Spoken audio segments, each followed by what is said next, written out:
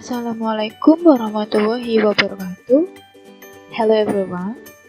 Welcome to English Literature class. Today, we are going to learn about chapter 5. It's about song. Kali ini kita akan membahas materi dari bab yang terakhir, yaitu tentang song. Let's start with the definition. Yang pertama kita akan membahas mengenai definisi dari song. Song is a short poem or other set of words set to music or meant to be sung.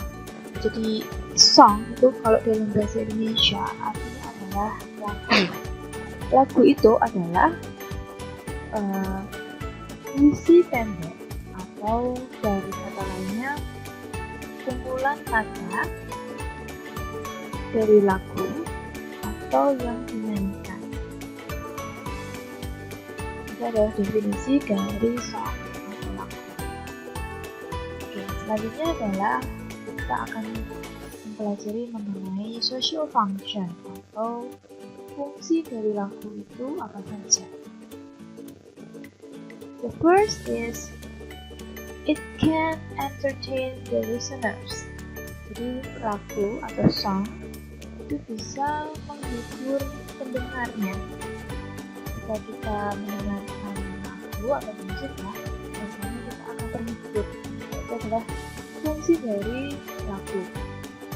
Yang kedua, the second, to teach moral value through the lyrics of the songs. Jadi tidak hanya menghibur dalam lagu atau ketika kita mendengar musik, juga kita bisa mengambil pesan moral yang ada dalam lirik dari lagu tersebut. Next, number 3, to provide a way of managing the relationships between our public and private emotional life. Jadi untuk menyediakan cara untuk memanage atau mengatur hubungan antara masyarakat atau publik hubungan dengan masyarakat dan kehidupan emosi pribadi.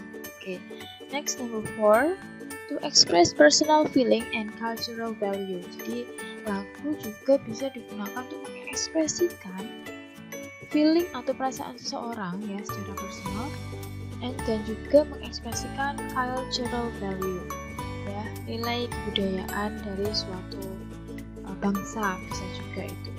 The next, number 5, to communicate messages, convey belief in faith, encourage and motivate the listeners.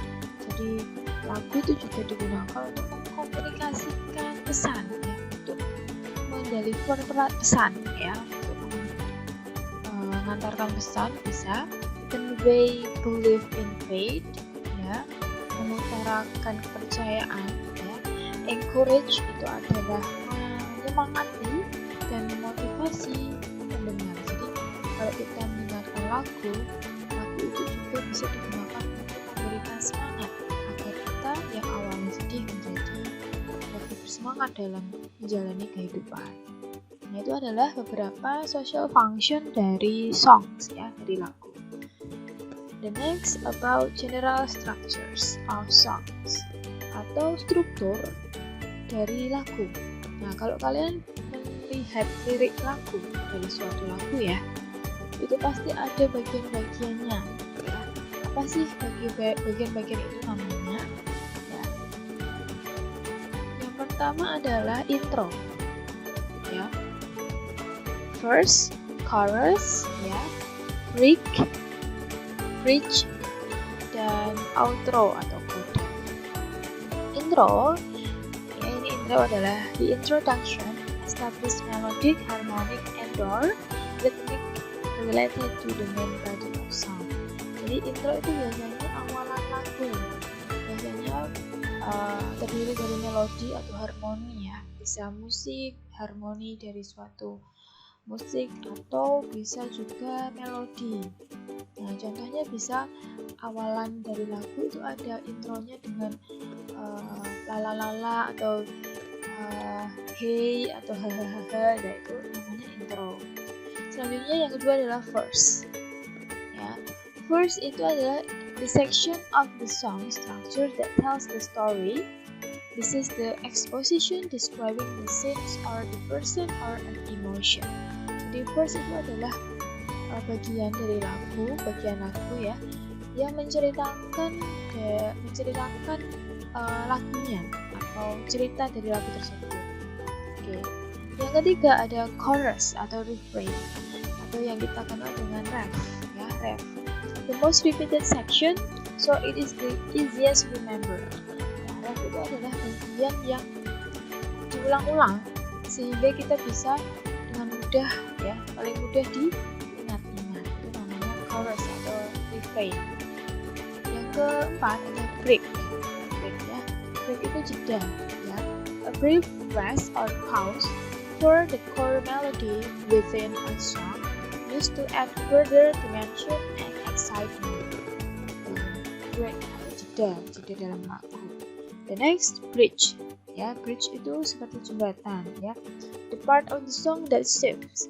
It can suddenly change tempo or volume or instrumentation. Jadi, bridge dalam jembatan lagu itu bisa secara tiba-tiba berubah temponya, volumenya atau instrumennya. Yang terakhir ada outro atau coda, bagian akhir dari lagu ya. The end of the road for the song. It can repeat the intro, jadi bisa mengulangi intro ya. Outro itu bisa dari intro yang ulang di akhir ya. Chorus atau ref bagian refrain as an outro juga bisa. Or a bridge within an instrumental solo. Ini adalah struktur dari song ya, bagian-bagian dari lagu. Okay, next. Coba kita akan mengerjakan soal yang ada di activity di LKS kalian halaman 64. Coba kalian buka LKS kalian halaman 64. Oke. Saya akan mendiskusikan ya, di sini saya akan beri diskusi atau pembahasan mengenai activity 1, reading comprehension. Nah, biasanya kalau jenis atau tipe soal tentang materi lagu itu yang akan ditanyakan berkaitan dengan tema, terus pesan moral, tujuan, mood ya, seperti itu, mood dari lagu ya. Nah, kalau mood ya, mood itu perasaan ya. Jadi kalau kita mendengarkan suatu lagu itu memberikan perasaan seperti apa kepada kita. Nah, efeknya moodnya menjadi apa? Bisa happy, bisa sad ya, bisa sedih, bisa galau, kan? Itu namanya mood. Nah, sekarang kita coba mengerjakan nomor 1. What is the theme of the song? Nah, theme itu adalah tema. Jadi kalau dalam lagu itu ada bermacam-macam tema. Contohnya tema tentang cinta, love, and then tema tentang agama, religius, patriotik, kepahlawanan, ya, dan lain-lain. Nah, jika kita disuruh menganalisis tentang tema dari lagu, jadi kalian harus memahami lirik dari lagunya. Nah, di sini ada sebuah lirik ya, dari lagu Shine and Light, and the singer is David Archuleta. Ya, David Archuleta itu adalah penyanyi dari Amerika ya, yang dulu pernah ikut American Idol ya. Nah, ini ada judul lagunya namanya Shine and Light. Oke, Shine and Light. Nah, what is the theme of the song? Jadi apa sih tema dari lagu ini? Kira-kira apa? Jadi kalian harus mengetahui atau memahami makna dari lagu, makna dari lirik lagunya ya. Nah, satu persatu kalian baca silahkan untuk mengetahui tema dari lagunya. Nah, sampai dengan chorus ya, sampai dengan chorus kalian bisa fokus di sini ya. Shine and light on your problems. Don't let the worries ever bring you down. Look up ahead, you're gonna stop them. The good is never gone, it's the dark before the dawn. Shine the light. Nah, ini adalah contoh dari temanya adalah yaitu tentang harapan, ya, harapan. Karena ada kata-kata look up ahead. Look up ahead itu maksudnya lihatlah ke depan. Jadi ini tentang harapan dan masa depan. Jadi lihatlah ke depan, you're gonna stop them.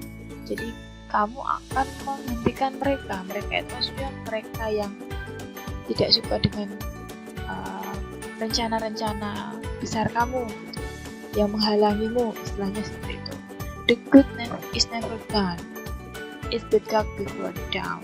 Nah, contohnya seperti itu. Berarti ini adalah tema dari lagunya, yaitu hope and future, harapan dan masa depan. Selanjutnya, what is the purpose of the song?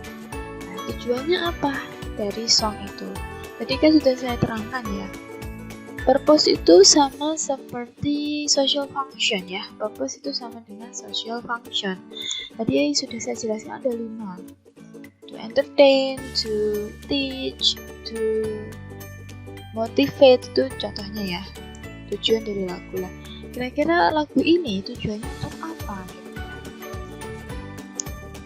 Ya, ketika kita sudah memahami lagunya atau liriknya ya, saya harap kalian baca dulu liriknya.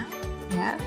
Nah, lirik ini tentang apa sih tujuannya? Kalau kita mendengarkan atau membaca liriknya tuh kita akan merasa senang atau merasa termotivasi atau seperti apa?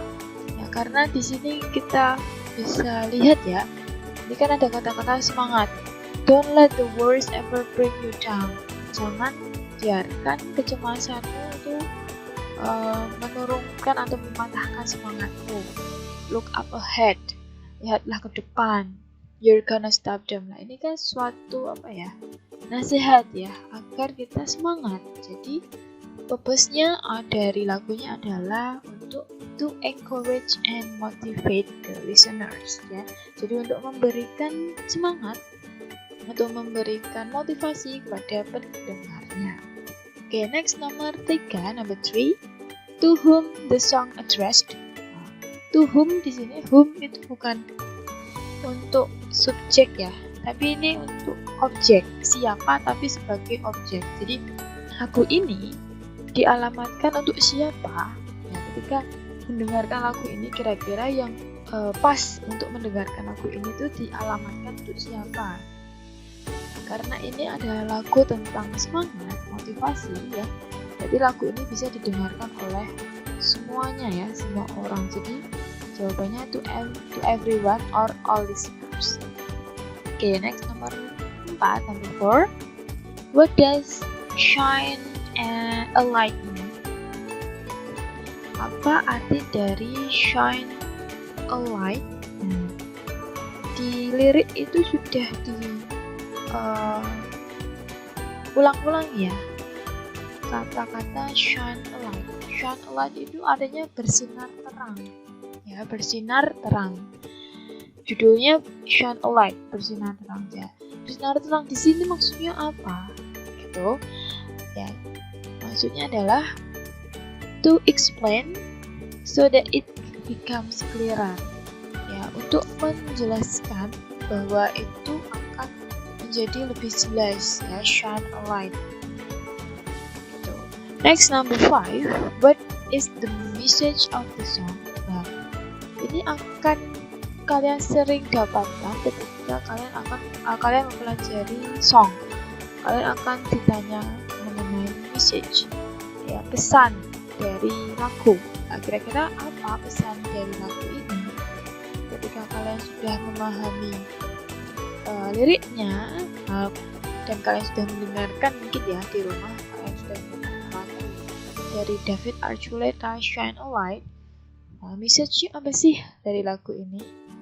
Message-nya adalah we should not give up if we have problems. Jadi kita tidak seharusnya kita menyerah jika kita memiliki permasalahan. Someday we will succeed. There will be some help for us. Jadi suatu hari kita akan sukses ya. Akan ada bantuan untuk kita. Itu adalah message atau pesan dari lagu. Oke, itu silahkan kalian tulis di LKS kalian ya. halaman 64. Nah, ini adalah pembahasan dari soal nomor 1 sampai 5. Tadi atasnya itu ada vocabulary ya, atau pembenaran kata yang harus kalian cari. Yang B, find the Indonesian meaning for the following words, use your dictionary. Nomor 1 sampai 10 kalian bisa cari sendiri arti dari masing-masing kata di kamus kalian masing-masing ya. Jadi tidak usah saya bahas karena itu mudah, kalian tinggal cari saja di kamus. Selanjutnya kita akan beralih ke language features. Language feature itu adalah ciri-ciri kebahasaan. Apa saja ciri-ciri dari lagu ya? Yang pertama, lyrics are written in the first, second, or third person given on the specific perspective you choose. Jadi lirik lagu itu biasanya ditulis dalam menggunakan orang pertama ya, sudut pandang orang pertama, sudut pandang orang kedua atau orang ketiga. Ya terserah sudut pandang orang mana yang dipilih dari pembuat lagu. Yang kedua, contohnya yaitu featuresnya adalah rhyming words. Rhyming itu adalah rima ya, atau persamaan bunyi belakang. Ya, a rhyme is a linguistic style based on consonant or similar sound or two or more syllables or whole words at the end of one line. Jadi rima itu biasanya akhiran kata yang memiliki bunyi atau akhiran yang sama. Itu adalah rima atau sajak, seperti kalian menuliskan pantun itu ya belakangnya sama. Biasanya bisa bersajak ABAB, bisa bersajak ABBA, AABB ya, tergantung dari kalian yang membuat liriknya gitu ya. Bisa diakhiri dengan konsonan atau similar sound. Similar sound itu maksudnya adalah bunyi yang sama dari 2 atau lebih suku kata gitu. Itu adalah rhyming word. Biasanya kalau untuk menarik ya, agar terdengar enak dari lagunya, biasanya ada rhyming word di akhir kata. Oke, next. Yang ketiga adalah menggunakan alliteration. Alliteration itu sudah saya terangkan ya ketika kita mempelajari proverbs and riddles ya. Alliteration itu adalah salah satu stylistic device juga, yang mana having the same first consonant sound. Jadi kata yang memiliki bunyi konsonan yang sama. Jadi awalan katanya itu sama. Contohnya adalah ini. A big bully beats a baby boy. Nah, ini kan yang sama adalah konsonan di awal kata ya. Menggunakan B. Ini B, B, B, B. Nah, ini namanya adalah alliteration. Jadi pengulangan kata, pengulangan huruf ya di depan kata. Nah, itu adalah alliteration. Selanjutnya yang keempat yaitu some songs use poetic devices. Biasanya menggunakan poetic devices. Poetic devices contohnya yaitu seperti figure of speech and imagery. What is imagery? Imagery is vivid descriptive language that appeals to one or more of the senses.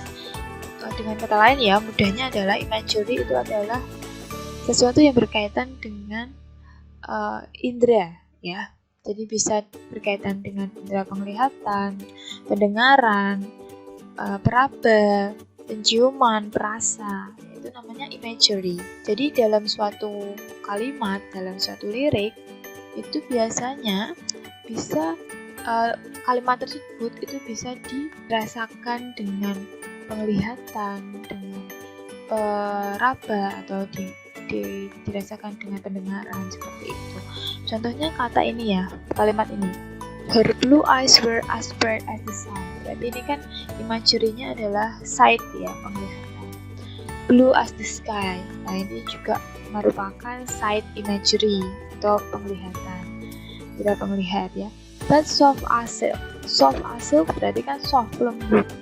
Nah, lembut itu kan berkaitan dengan indera touching imagery atau indera peraba. Nah, itu contoh dari imagery ya. Deskripsi bahasa yang sangat jelas yang berkaitan dengan senses ya, indera yang berkaitan dengan indera ya, bisa indera penglihatan, indera peraba, indera pendengaran, indera perasa, indera penciuman. Contohnya itu.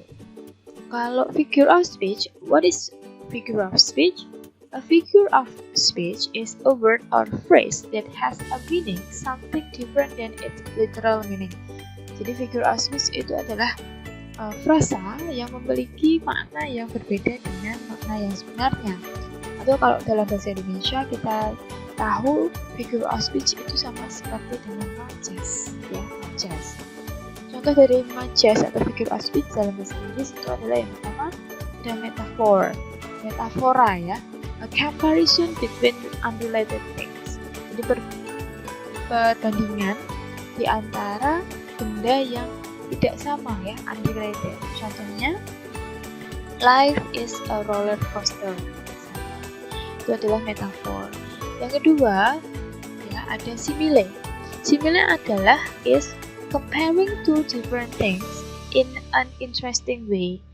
It usually used like or as. Jadi biasanya bedanya dengan metafor, simile itu adalah membandingkan dua benda yang berbeda dengan cara yang berbeda.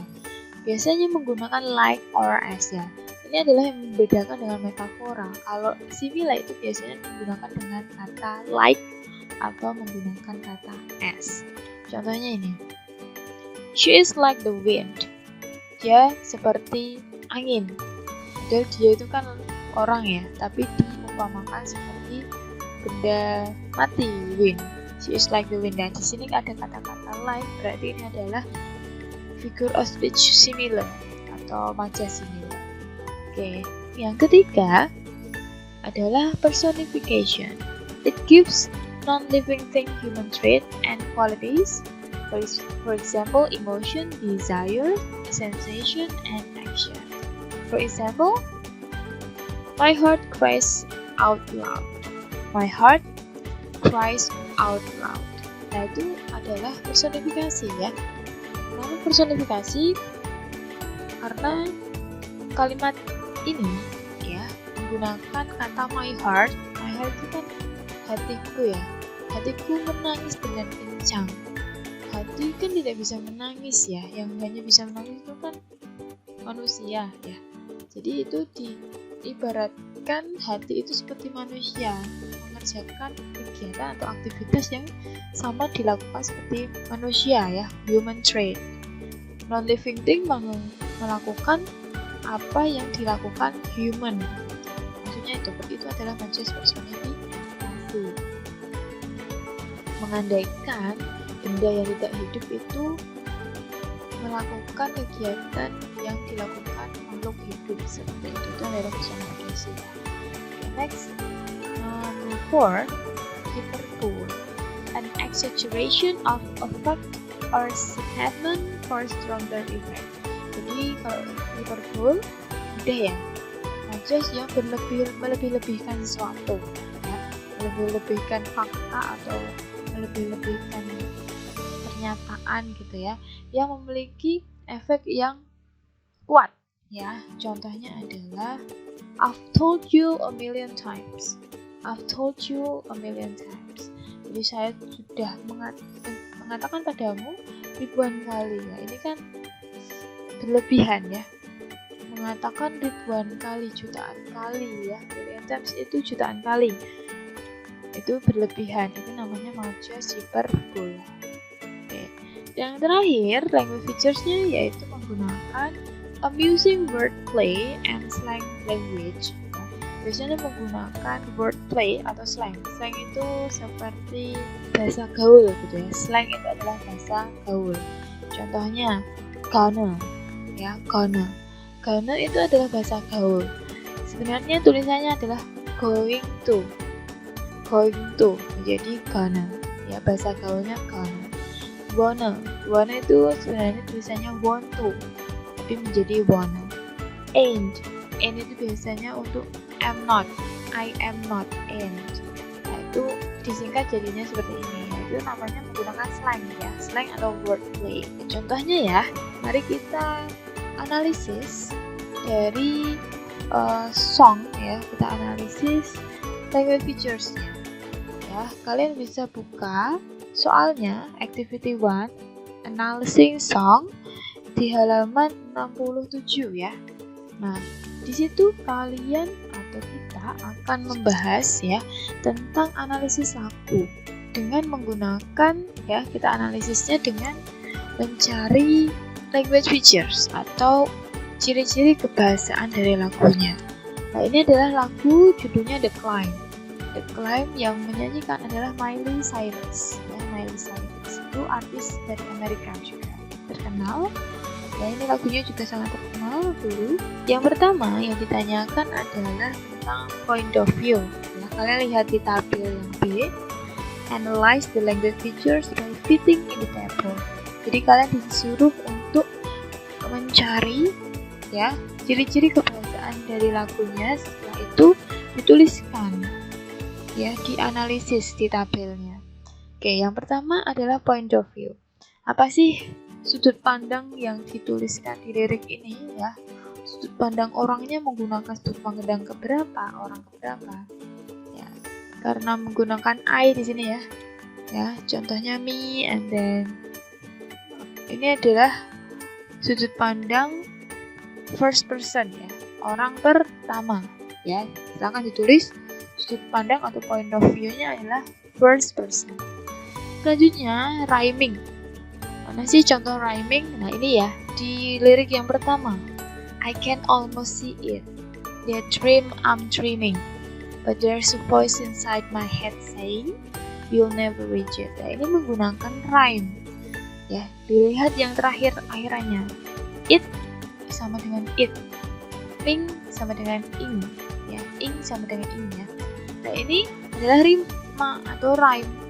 Rimanya apa atau rhyme-nya apa ini?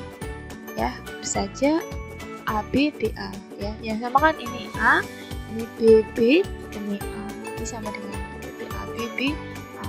Jadi silahkan ditulis rhyming words-nya menggunakan A B B A. Oke, the next alliteration. Apakah kalian menemukan penggunaan alliteration di lirik lagu The Climb? Ada enggak? Nah, ini ya. Contohnya, gonna keep my head held high. Ya, ini penggunaan hurufnya sama kan? H, H, H, H, H. Ini namanya alliteration. Bisa ditulis ya, satu kalimat ini, gonna keep my head held high. Ini adalah alliteration. Selanjutnya imagery. Nah, imagery. Apa kira-kira imagery dari buku ini kira-kira apa? Imagery-nya adalah but there's a voice inside my head saying you'll never reach it. Itu adalah imagery-nya. Imagery-nya imagery apa? Kita bisa melihat ya dari kalimat itu. Kita bisa melihatkah, kita bisa mendengarkah imagery-nya, atau merasakan, mencium, atau apa. But there's a voice inside my head saying you'll never reach it. Ini imagery-nya apa? Kaitan dengan indera apa? Indera pendengaran ya, auditory imagery ya. Kalian bisa menulis di tabelnya ya. But there's a voice inside my head saying you'll never reach it sama dengan auditory imagery. Nah, itu menulisnya seperti itu ya di tabelnya. Karena kan kalau kita baca dari kalimat ini, but there's a voice. Voice itu kan didengar ya. Nah, itu berarti namanya adalah auditory image. Selanjutnya metaphor. Selanjutnya ini adalah figure of speech ya. Kita cari figure of speech yang menyatakan metafora. Metaphor itu adalah ya ini. There's always gonna be another mountain. Nah, ini kalimat ini adalah metafora ya. There's always gonna be another mountain. Ini adalah metafora. Kenapa bisa metafora? Ini kan membandingkan ya, comparison mountain dibandingkan dengan problems. Ini maksudnya tuh akan selalu ada permasalahan yang lain. Nah, permasalahan itu diibaratkan seperti mountain. Nah, ini adalah metafora. Selanjutnya similar. Di sini tidak ada maja similar ya. Kalau kalian lihat atau kalian baca, tidak ada similar karena